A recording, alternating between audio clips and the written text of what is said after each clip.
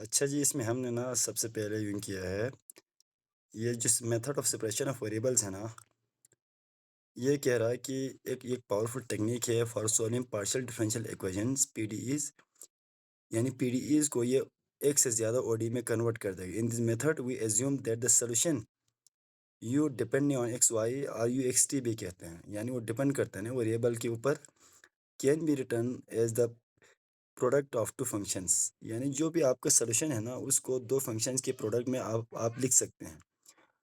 ठीक है, और जो हर फंक्शन है वो इंडिपेंडेंट वेरिएबल्स के ऊपर डिपेंड करेगा। अब सेपरेशन ऑफ वेरिएबल के दो केसेस हैं।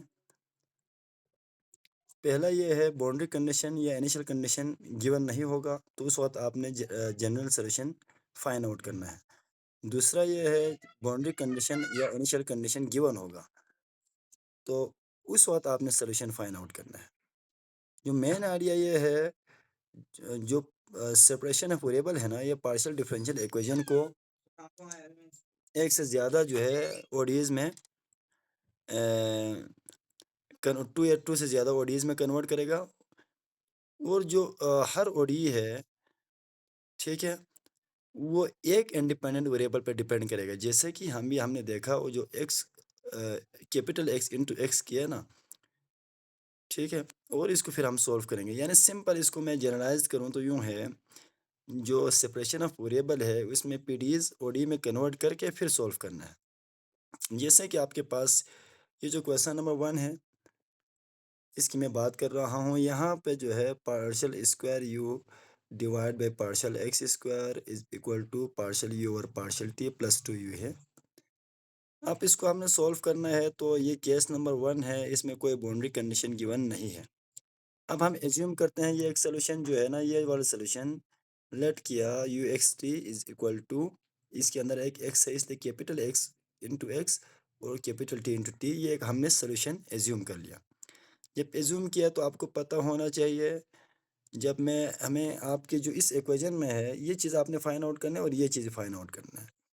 तो जो यू है इसको मैं डबल डिफरेंशिएट करूँगा विथ रिस्पेक्ट टू एक्स, तो क्या आएगा, टी तो कांस्टेंट है, एज ए कांस्टेंट ट्रीट होगा ये वाला। और आगे जो है d square x divide by d x square is equal to t x double prime आना चाहिए। ठीक है, क्योंकि डबल एक्स के लिहाज से डबल डेरिवेटिव है। Similarly partial u over partial t है, ये is equal to x t prime हो जाएगा, क्योंकि यहाँ पे एक्स एज ए कांस्टेंट है और जो है टी एज ए वेरिएबल है। जब हमने ये दोनों आ गए, इन दोनों के वैल्यूज़, ये जो दोनों वैल्यूज़ हैं इसको हमें उठा के इसमें पुट करना है। इक्वेशन नंबर 1 में पुट किया, यानी जो ऊपर मेन इक्वेशन है उसमें पुट किया, तो जो t x prime is equal to x t prime और जो है ये वाला प्लस 2xt हो जाएगा। यहाँ से x T on the right hand side जो कॉमन है एक्स, तो वो एक्स कॉमन लिया तो टी प्लस टी प्राइम रह गया। और फिर जो है ना वो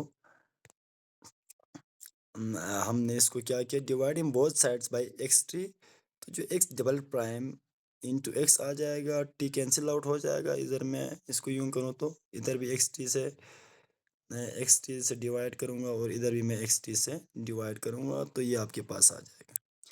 इसको मज़ीद सिंपलीफाई करें तो आपके पास जो है x double prime of X, ये आपको पता होना चाहिए यहाँ पे T prime over T cancel out हो गया, एलसीएम ब्रेक करने से तो प्लस 2 रह गया। जब हम इसको सोल्व करें तो होना यूँ चाहिए, आपको पता ये होना चाहिए ये दोनों रेशो है, ये भी एक रेशो है, ये भी एक रेशो रेशो है, तो ये कोई ना कोई कांस्टेंट के इक्वल तो हो जाएगा ना। उसको हमने के का नाम दिया है। उस के को मैंने माइनस पी स्क्वायर इसलिए नाम दिया, क्योंकि जो है नेगेटिव लेने से ये बाउंडेड सॉल्यूशंस मिल जाएगा, आगे जाके हमारे जो ज्योमेट्रिकल जो है ना बिहेवियर है उनको सही से रिप्रेजेंट करेगा, इसलिए माइनस पी स्क्वायर लिखा है। अदरवाइज आप पी स्क्वायर भी लिख सकते हैं, इक्वल टू जीरो भी लिख सकते हैं, मसला नहीं है। अभी हमने एक सोल्यूशन निकालना है, इसलिए आपने माइनस पी स्क्वायर रख के आगे सोल्व किया, क्योंकि आपको पता है दो रेशो है वो हमेशा कोई ना कोई कांस्टेंट के इक्वल तो आएगा ना। अब यहाँ से हमने ब्रेक कर लिया, एक जो है पहला ये रेशियो ये वाला 1 और दूसरा ये रेशियो है ये 2 है।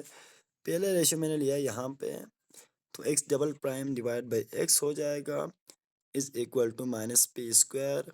This implies x double prime plus p square into x equal to 0 हो जाएगा। जो दूसरा है वो ये है t prime over t plus 2 is equal to minus p square है। इसको भी सॉल्व करें तो जो टी प्राइम ओवर 2 है ये माइनस पी स्क्वायर प्लस 2 हो जाएगा। ठीक है, और ऊपर वाले इक्वेशंस को जिस तरीके से हमने ऑक्सिलरी इक्वेशन में सॉल्व किया था ना, एम स्क्वायर या D square plus p square करें तो जो डी की वैल्यू है वो प्लस माइनस आयोटा पी आ जाएगा। और यहाँ से आपको पता है ये हमने ओडी में करके आए हैं, जब प्लस माइनस आयोटा में आएगा तो जो सोल्यूशन है एक्स ऑफ एक्स ये C one P cos P of X plus C two के साथ साइन पी ऑफ एक्स आ जाएगा। ये एक सोल्यूशन आ जाएगा एक फ्रैक्शन के लिए, यानी इसका आ गया ये। फिर दूसरे के लिए, इस वाले के लिए इधर से दोबारा से इंटीग्रेट किया तो जो आपको इंटीग्रेशन के बाद ये पूरा सोल्यूशन आ जाएगा लास्ट में। ये जब पूरा सोल्यूशन आ गया तो आपको पता होना चाहिए हमारा मेन लास्ट सोल्यूशन है ये u x comma t is equal to x into x into जो टाउ इंटू टी है, इन दोनों को मल्टीप्लाई दिया, सोल्यूशन आया हुआ है, इधर एक आया हुआ है यहाँ पे और एक यहाँ पे आया हुआ है, ये दोनों इन दोनों को मल्टीप्लाई के फॉर्म में लिखा तो जो सोल्यूशन है वो आपका मेन ये वाला सोल्यूशन आ गया। ठीक है, जब C1 और C3 है ये एक जनरल सोल्यूशन है, इसी तरीके से भी रख सकते हैं, मगर आपको ये पता होना चाहिए यहाँ पे C1 और C2 एज ए कांस्टेंट ए है, ये ए की तरह ट्रीट करेगा। C2 और C3 है यहाँ पे, ये दोनों है, एक C1 है एक ये दोनों अलग अलग कांस्टेंट हैं तो इस फॉर्म में भी लिख सकते हैं। ठीक है, तो जो जनरल सोल्यूशन होगा वो कुछ यूँ होगा, मगर समटाइम्स जो है वो आप ओवरऑल सम ने this general solution for the most general solution लेने के लिए हमें क्या करना पड़ेगा, ए और बी को एन के फॉर्म में लिखना है और जो पी है उसको भी एन के फॉर्म में लिखना है। जहाँ जहाँ पे पी है यानी कांस्टेंट सारों को एन के फॉर्म में लिखा, तो जब आपको पता है एन के फॉर्म में लिखें तो हम यहाँ पे क्या लिखेंगे, जो समेशन है ये लिखेंगे, ये आपका मोस्ट जनरल सोल्यूशन है।